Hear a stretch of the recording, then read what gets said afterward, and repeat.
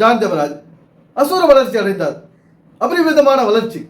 வெகு குறைந்த நாட்களில் வசதியான வாய்ப்புகளும் அவருக்கு வந்துடுச்சு. ஏன்னா பொருளாதாரம் உயர்ந்து போயிட்டார். நினைச்சதை செய்கிற அளவுக்கு அவருக்கு அந்த பொருளாதாரம் கிடைச்சி போச்சு. இவருடைய பேரும் புகழும் அதிகமாயிடுச்சு. அந்த பொறுக்காத இந்த மோகன்சி லாசஸ் அவர்கள் பல பிரசங்களில் மேடைகளில் ஜான் ஜெபராஜை போட்டு திட்டிருக்கிறார். இதெல்லாம் ரொம்ப நினைக்காதுங்க. இதெல்லாம் பாட்டு கூத்தெல்லாம் ஆடுறவன ரொம்ப நாள் நினைக்க மாட்டான் அப்படின்னு கிறிஸ்தவத்தை கேவலப்படுத்துறான் அப்படின்னு சொல்லிட்டு இந்த மோகன்சி லாசஸ் போன்றவர்கள் நிறைய பேர் சொல்லியிருக்காங்க ஜான் ஜெபராஜுக்கு எதிராக. இப்போ இந்த விஷயம் எல்லாம் வெளிவந்த உடனே எல்லாருக்கும் ஒரு மகிழ்ச்சி ஆயிடுச்சு.